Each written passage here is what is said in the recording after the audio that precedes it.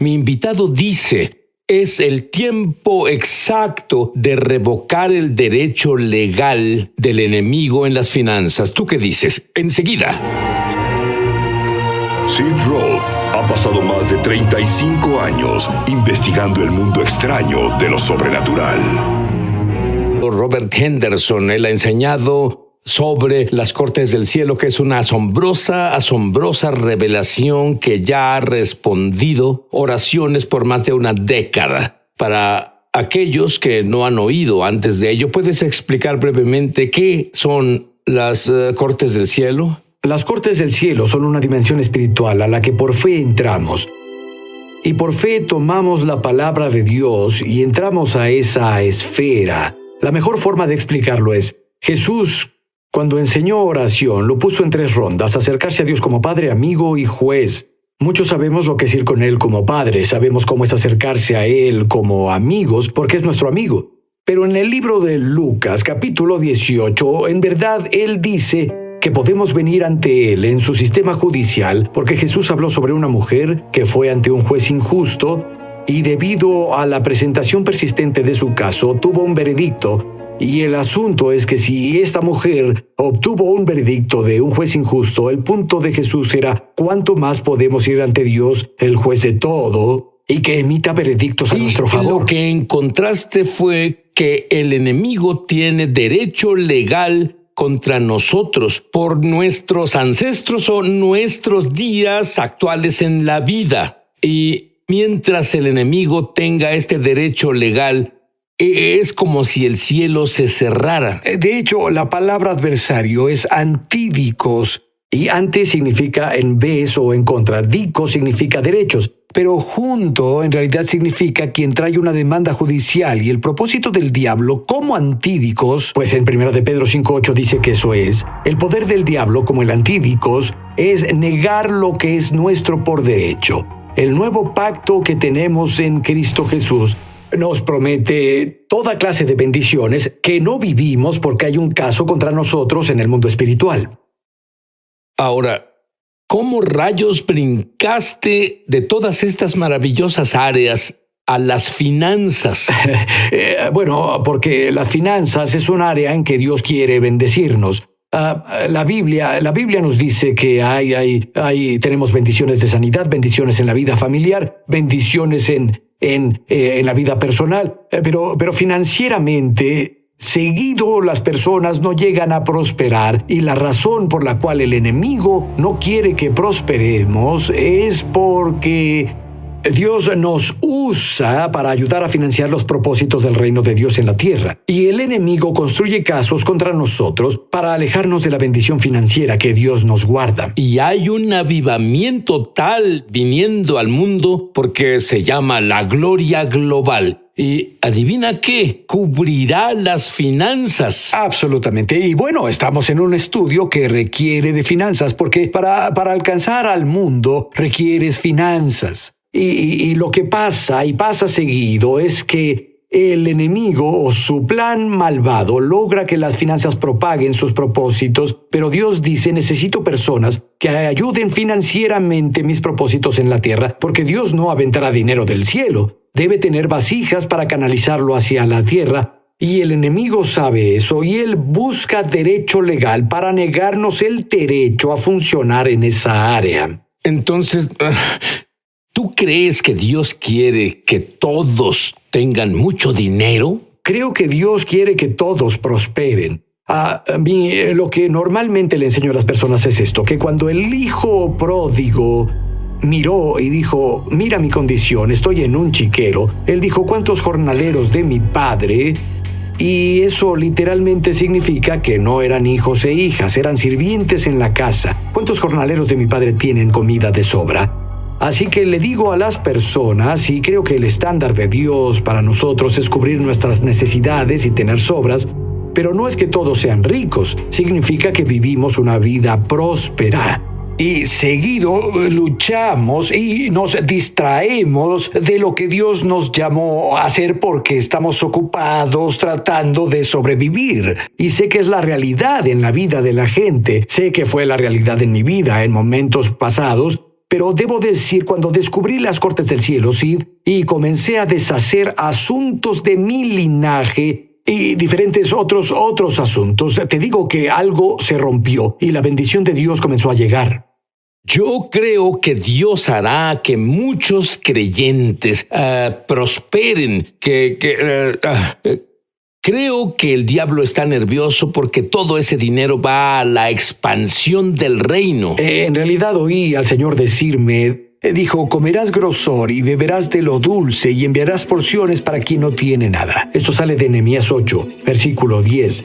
Y desperté una mañana de un sueño, y en el sueño vi a una chica pakistaní. No se le permitía ir a la escuela, en la situación que estaban, y el Señor me habló y dijo, es a la que quiero que envíes una porción para quien no tiene nada, y yo creo que Dios nos confiará dinero para que podamos financiar el reino de Dios, que literalmente sembremos en esa clase de situaciones, en tareas, y que alguien cubra sus necesidades que de otro modo no se haría jamás.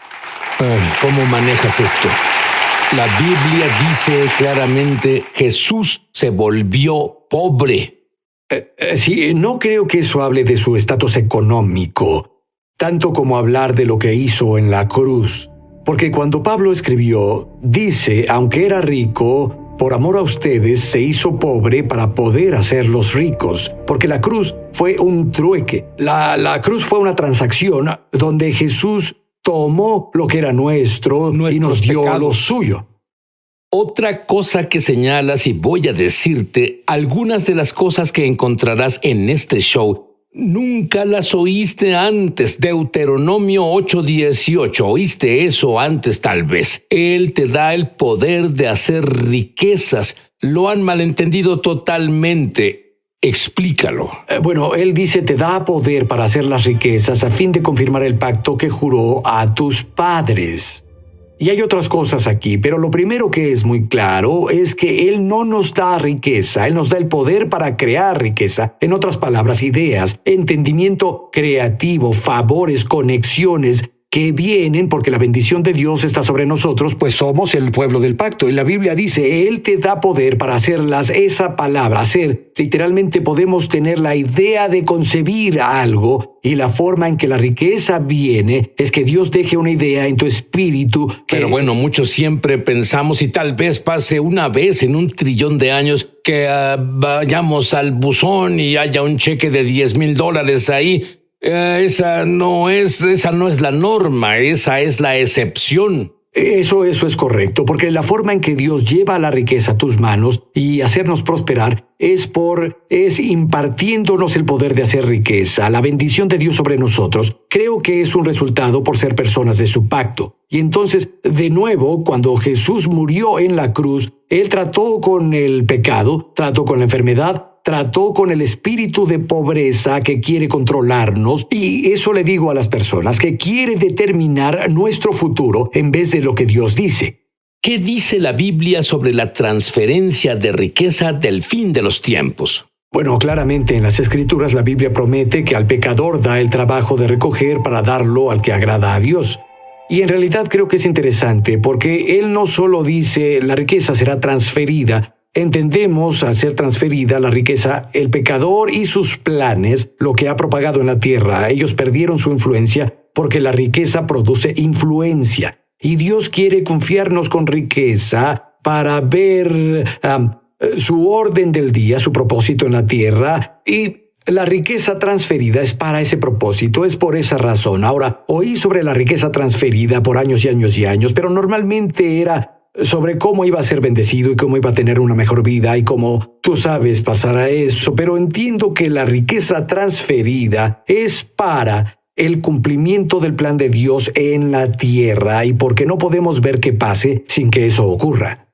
Y hay algo que tú haces y que quienes nos ven pueden hacer, que hizo la diferencia en el mundo, y la revelación que tienes, que nos permite alcanzar la riqueza transferida, y lo has hecho por muchos años. Se llama orar en lenguas. Sí, absolutamente. Oro en lenguas, lo mencionaste el otro día. En realidad oro en lenguas mucho. Cuando estoy en mi tiempo de orar, la mitad de mi tiempo lo paso orando en el Espíritu, porque abre tu corazón en lenguas, abre tu entendimiento natural. Por eso el apóstol Pablo dijo, oro en el Espíritu, oro en mi entendimiento. Y el orden es muy importante aquí. Canto en el Espíritu, canto en mi entendimiento.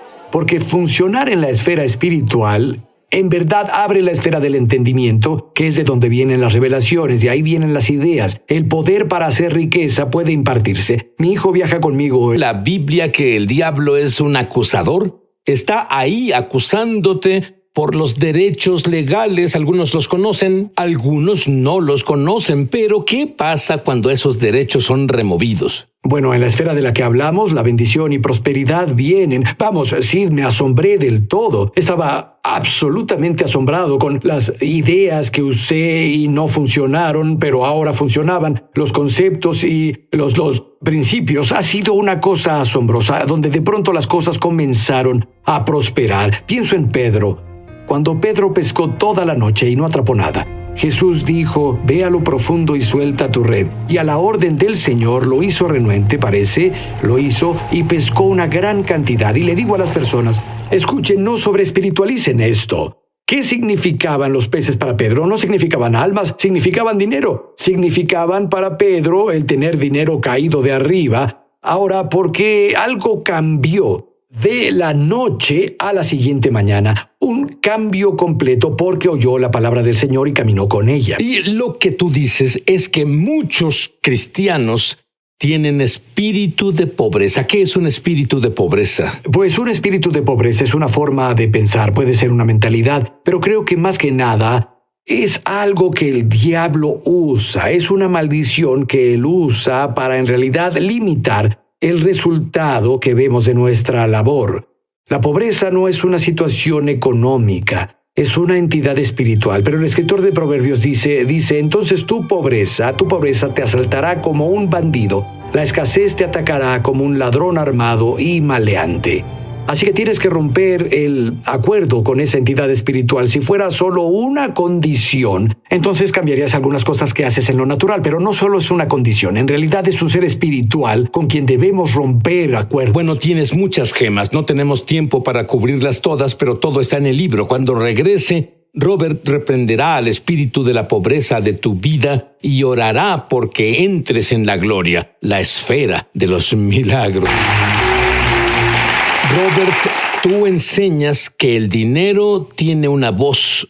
¿A qué te refieres? Bueno, en Hebreos capítulo 7, versículo 8, la Biblia dice que habla de Jesús como nuestro Melquisedec, sumo sacerdote. Ahí él recibe el diezmo, y cuando brindo mi diezmo, él lo recibe. Y dice, se da testimonio de que él vive. La palabra testimonio literalmente significa dar un testimonio judicial. Y mi testimonio judicial, desde mi diezmo, en realidad me conecta a su vida presente. La oración que él dice a mi favor justo ahora. Y cada vez que brindo mi diezmo, imparto un testimonio judicial en el cielo que dice, creo que él vive. Tú vas de una revelación a otra, pero luego en realidad son remarcadas cuando dices historias reales del diezmo y cómo abrió acceso a todo lo milagroso. Dime sobre el pequeño niño que murió y daré un prefacio diciendo, cada vez que él comparte esta historia, la presencia de Dios manifestada viene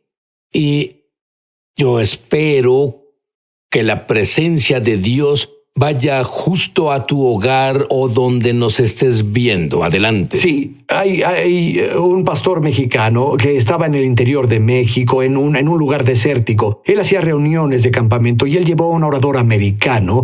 Y cuando hacen esas reuniones de campamento, cavan unos hoyos profundos y cubiertos con plástico como tanques bautismales. Así cuando las personas eran salvadas y nacían de nuevo, las bautizaba. Bueno, llevaban con las reuniones de campamento, yo creo que un tiempo, pero creo que fue en la reunión matutina y el pastor en realidad traducía para el evangelista americano que le hablaba a las personas que estaban ahí. Bueno, el pequeño hijo de 2 años del pastor se alejó de quien se suponía debía cuidarlo y se cayó en el pozo bautismal. La piscina, y estaba llena de agua y se ahogó y estuvo ahí por un largo rato antes de que lo encontraran.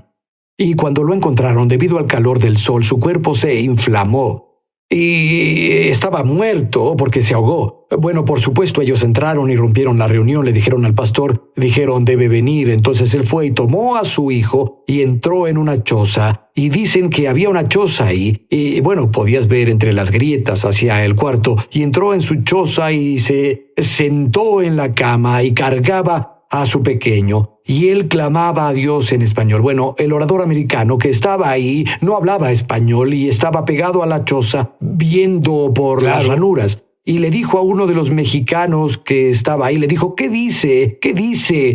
Porque tiene a su niño, y clamaba en español. Y le dijeron, él dice, pero Dios doy diezmo, pero Dios doy diezmo. Y eso era lo que clamaba. Dijeron, de pronto la gloria de Dios entró a la choza. Está pasando. Sí, puedes sentirla. La gloria de Dios vino a esa choza y el cielo. Y guié a la señora en oración con base en sus diezmos. Ella impartió testimonio judicial de que creía que Jesús vivía y que él hablaba en su favor. Entonces, con base en eso, la hice orar. Señor, con base en mis diezmos y lo que dice ante ti, derramarías tu fluir sanador en mi vida. Y literalmente, ella tenía bultos en su cuerpo. En un par de días, los bultos desaparecieron de su cuerpo y comenzó a sanar completamente del cáncer.